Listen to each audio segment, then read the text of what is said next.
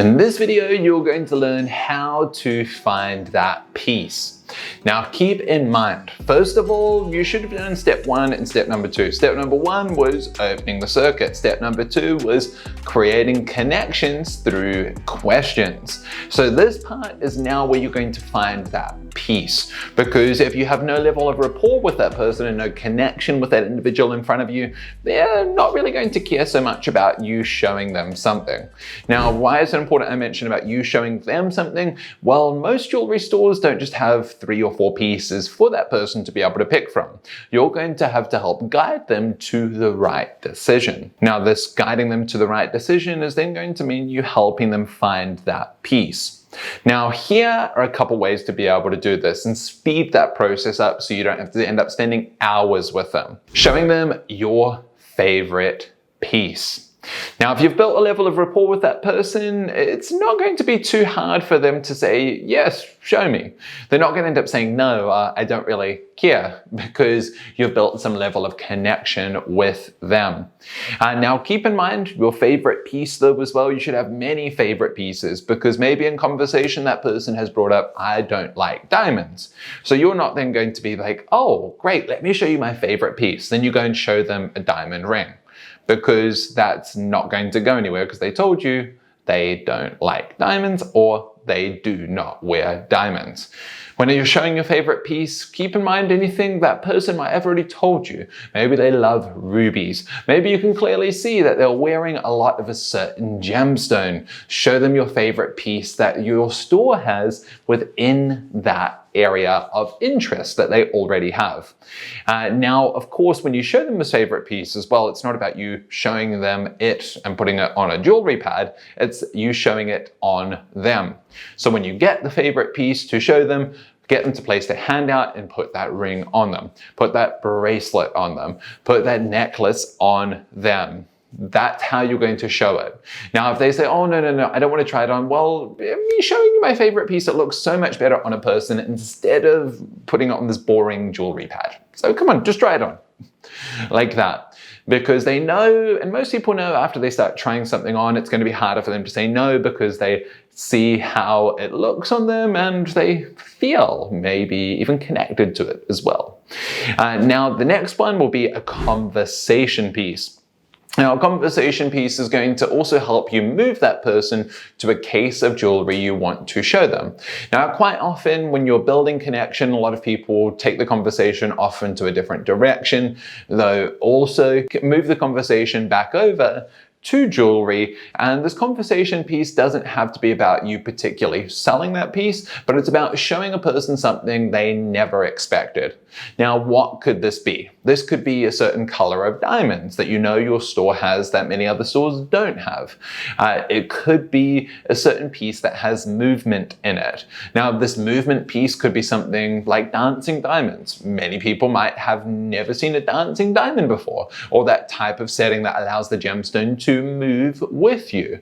By asking a person if they've never seen that and then say, oh my God, let me show you. It is amazing. It is the only gemstone that moves. Like if you do the tango, it does the tango with you. It dances with you. That is going to be something they haven't seen, or maybe it's a certain size of a gemstone or diamond. Have you ever seen a 30 carat emerald before? Have you ever seen a 23 carat natural yellow diamond before? Now, if that person says, oh no, I haven't seen that, again, there you go. You have intrigue, you have a conversation piece, and just be like, oh my God, let me show you. Take them over to that case. Because then when you're taking them over to that case to point out a piece, maybe they see a different piece in that case that they really then like. So make sure to have your conversation pieces in mind and have a conversation piece for the majority of the different cases that you have in the store that you're working in. Now going past the conversation piece, well, actually to add something on with that, before continuing to the next part. With that conversation piece, ask them, do they like that piece? What don't you like about this piece? Asking a person what they do like and what they don't like about that piece is going to help to give you more information. Maybe that person doesn't like something that you really like about that piece. So that way you know, oh, okay, I wasn't thinking about it like this, so the next piece I show them is going to have this in mind. So always ask, what do you like? What don't you like about that conversation piece? Now, the next question is, if you did find a piece of jewelry today, would you like a special occasion piece or an everyday piece?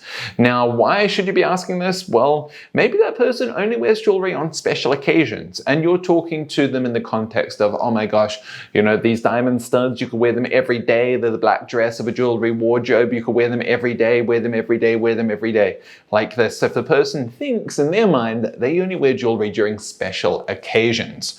So this more so gives you the way of presenting something in a way that makes sense to the person that's standing in front of you. Don't speak every day. If they're speaking in their mind, special occasion only, will I wear jewelry?